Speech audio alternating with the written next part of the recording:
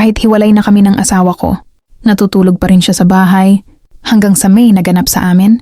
At doon ay nangyari ang hindi inaasahan. Dear T. Vine, masaganang araw sa iyo.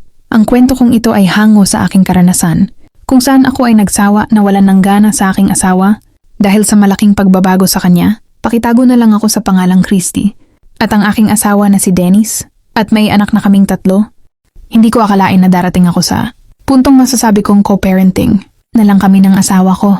8 taon kaming nagsama, may 2 anak, at akala ko noon kahit anong mangyari kami pa rin sa huli. Pero minsan pala, kahit kasal kayo, pwedeng maubos ang nararamdaman mo. Isa sa mga hindi ko ipinagmamalaki pero totoo. Nawalan ako ng attraction sa kanya. Mahal ko siya bilang ama ng mga anak ko pero bilang lalaki, unti-unti akong napagod. Pinabayaan niya ang sarili niya. Sobrang tumaba, hindi na nag-aayos. Ang kapal ng bigote na parang pa-50 na kahit 38 pa lang siya. Samantalang ako kahit nanay na, pilit kong inaalagaan ang sarili ko. Nag-effort, nag-aayos, nagmamaintain. Pakiramdam ko mag-isa na lang akong lumalaban para sa relasyon namin. Hanggang sa dumating yung punto na pareho na lang kaming tahimik. Walang lambingan, walang usap, puro obligasyon. Doon ko napagtanto na hindi na ako in love. At siguro siya rin. Nang tuluyan na siyang umalis sa bahay, masakit pero may kakaibang gaan. Akala ko doon na matatapos ang lahat. Pero doon pala magsisimula ang mas mahirap na parte. Mga 4 na buwan matapos siyang umalis, napansin ko ang pagbabago. Tuwing uuwi siya para dalawin ang mga bata, parang ibang tao na ang nakikita ko. Nagpapagupit na siya, maayos na ang bihis, pumapayat, mukhang presko. Papugi siya ng papugi.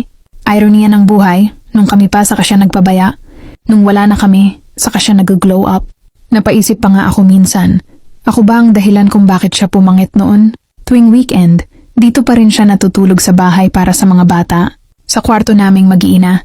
Katabi pa rin namin siya pero may pagitan na ang mga anak namin ang nasa gitna. Ganun ang setup namin, para lang sa mga bata. Walang malis, walang ibig sabihin. O iyon ang sinasabi ko sa sarili ko. Pero gabi-gabi, habang natutulog siya, bumabalik lahat. Yung dating kami, yung dating lambing, yung katawan niyang matagal kong hindi nahahawakan. May mga sandaling gusto ko siyang yakapin, halikan, gawin ang mga dati naming ginagawa ng walang pag-iisip. Hanggang isang gabi, hindi ko napigilan ang sarili ko. Ako ang nag-first move. Akala ko pareho lang ang mararamdaman namin. Pero umatras siya. Tahimik niyang sinabi na may girlfriend na siya. Parang may sumaksak sa dibdib ko. Hindi ko alam kung bakit ako nasaktan. Ako ba may karapatan? Ako yung umayaw. Ako yung na-fall out of love. Pero bakit parang ako pa yung iniwan? Sinabi niya na asawa niya pa rin ako sa papel. Pero ayaw na raw niya. May iba na siyang pinili. Doon ko napagtanto kung gaano pala kahirap ang co-parenting. Yung nandyan siya. Pero hindi mo na siya pwedeng hawakan. Hindi na siya sayo.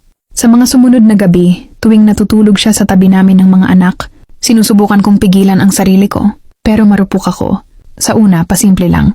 Konting hawak, konting lapit. Agad siyang tatalikod, ramdam kong ayaw niya.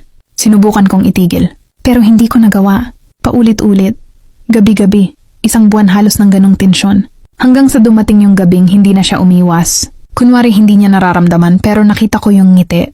Yung nangiting matagal ko nang hindi nakikita. At doon na nangyari ang hindi ko inaasahan. Isang weekend, 3 beses, parang bumalik ang lahat. Pero mas komplikado. Walang pangako, walang label, puro katahimikan pagkatapos. Akala ko tapos na doon. Hanggang sa nalaman kong buntis ako. 3 anak namin. Doon na sumabog ang lahat. Galit na galit ang girlfriend niya nang malaman ang nangyari. Sinumbong siya ng asawa ko na ako raw ang gumawa ng move, hindi siya. Totoo naman, hindi ko itinanggi. Pero kahit anong sabihin nila, nagtagumpay ako. Bumalik siya sa amin.